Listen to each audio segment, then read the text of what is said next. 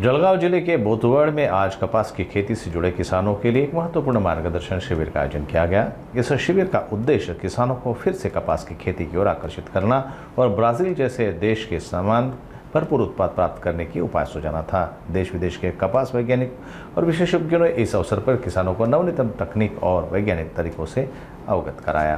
भागामध्ये शेतकऱ्यांचं अर्थचक्र सर्व कापूसावरती असल्यामुळे मागच्या वर्षी उत्पादन अर्ध झाल्यामुळे पूर्ण शेतकऱ्यांचं आणि पूर्ण भागामध्ये अर्थचक्र विस्कळीत झालेलं होतं। ते अर्थचक्रसुद्धा सुधारण्याकरता आणि शेतकऱ्याचं उत्पादन वाढवण्याकरता कापसाचं उत्पादन वाढणं जरुरी आहे आणि त्या वाढवण्याकरता हे आमचे सर्व प्रयत्न चालू आहे।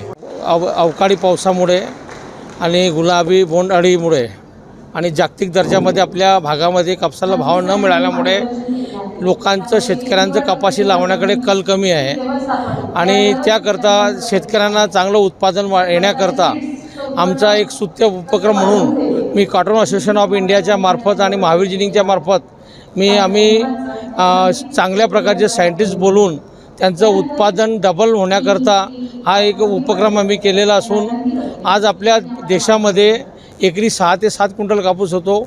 ब्राझीलसारख्या देशामध्ये एकरी 30 ते 35 क्विंटल कापूस होतो। त्यामुळे त्यांना ते शेती परवडते आणि आपल्या भागामध्ये शेती आणि कापूस परवडत नाही, तर त्यांना उत्पादन डबल होण्याकरता ही आमचा प्रयत्न असून आणि या मार्फत आम्ही शेतकऱ्यांना जास्तीत जास्त उत्पादन घेऊन त्यांना कापसाची शेती परवडली पाहिजे त्याकरता आम्ही हा चांगला उपक्रम आम्ही शेतकऱ्यांकरता करतो आहे। नियम बनाना चाहिए कि जैसे दवाई की दुकान में अपन दवाई लेने को जाते हैं, दवाई की दुकान सभी जगह नहीं मिलती है, दवाई की दुकान में जाना पड़ता है। उसी तरह से जो सर्टिफाइड चीज़ है उसके लिए दवाई की दुकान की तरह सर्टिफाइड शॉप्स होनी चाहिए, वहीं पे ही मिलना चाहिए, तो जो अपने किसान लोग हैं उसको डुप्लीकेट सीड से बच सकते हैं। दूसरी बात, जो इंटीरियर गांव के अंदर जो खेड़ेपाड़े के लोग रहते हैं वहाँ तक कृषि अधिकारी व कृषि सहायक पहुँच नहीं पाते और वहाँ किसानों को सही तरह से गाइडलाइन नहीं दे पाते कपास के बारे में, क्या कहें? हम हमारा एक प्रोग्राम बनाने का सोच रहे हैं कि हम एक पूरा प्रोग्राम ऐसे करें कि उसकी फिल्म उतार के वो टीवी द्वारा गांव-गांव में पहुँचे, तो हर वीक में एक बार टीवी पे अगर एजुकेटिव प्रोग्राम आ जावे तो सभी फार्मर्स, अभी तो छोटे छोटे फार्मर के पास भी टीवी तो रहता ही है, तो टीवी द्वारा उसको पूरा ज्ञान मिलेगा और हो सके इतना उनको ट्रेनिंग मिलेगी। पहले तो ये सबसे एक ही दवा है कि कपास का उत्पादन बढ़ना चाहिए। कपास का उत्पादन बढ़ गया, पूरा सब प्रॉब्लम सॉल्व हो जाएगा। उनको समझो 7500 के प्राइस है, वही 7500 प्राइस अगर समझो उसको 50 किलो के बदले 80 किलो पे मिले तो उनको तो आमदनी बढ़नी है। शेतकरी बांधवांना नमस्कार।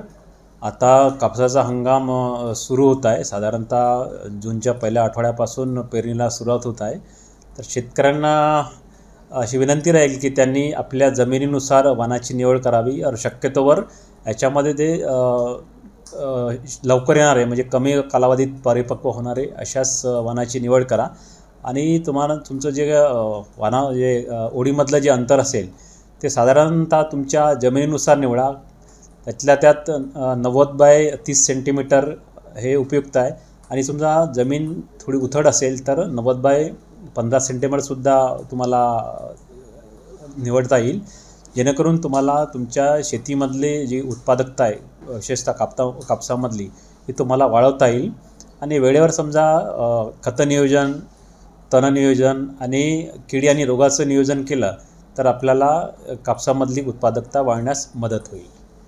साधारणतः आपण सांगतो की जूनच्या पहिल्या आठवड्यापासून सुरुवात करावी आणि ती 25 जूनपर्यंत जास्तीत जास्त 30 जूनपर्यंत लागवड करावी, जेणेकरून आपल्या जे कोरडवाहू पद्धती आहे त्याच्यामध्ये पावसाचं प्रमाण व्यवस्थित होईल आणि तुमची जे मध्ये पडणारा जो खंड असेल पावसाचा तो आपल्याला अवॉइड करता येईल आणि पिकाची जी वाढ असेल ती चांगली ठेवता येईल।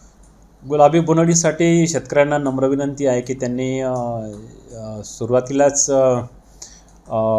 जेव्हा पीक 45 दिवस झालं त्यावेळेस 2 कामगंध सापळे प्रति एकरी लावावेत आणि पीक 50 दिवसात झालं की त्याच्यामध्ये निंबोळी, अर्क किंवा नीमयुक्त कीटकनाशक किंवा यांचं मिश्रण याचा उपयोग करून तुम्हाला एक फवारणी करता येईल आणि जसं जसं आर्थिक नुकसानीची पातळी म्हणजेच 10% बोंडाचं नुकसान किंवा 10% फुलाचं नुकसान किंवा 5 ते 8 नरपतंग कामगंध सापळ्यामध्ये अडकल्या असल्यास तर आपल्याला जे शिफारिश केलेले कीटकनाशक आहेत जसे प्रोफेनोपॉस, इमामेक्टिन बेन्झोएट, क्लोरिपारिपॉस, इंडोक्साकाप या प्रकारे कोणत्याही कीटकनाशकाची आपल्याला निवड करता येईल आणि त्याच्यापासून आपल्याला नियंत्रण मिळू शकतं.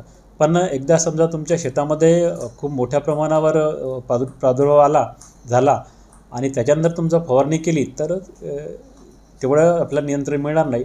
पण सुरुवातीपासून तुम्ही तुमच्या शेतामधली आर्थिक नुकसानाची पातळी ओलांडल्यानुसार समजा नियंत्रण केलं तर याच्यापासून बऱ्यापैकी तो आपल्याला नियंत्रण मिळवता येईल.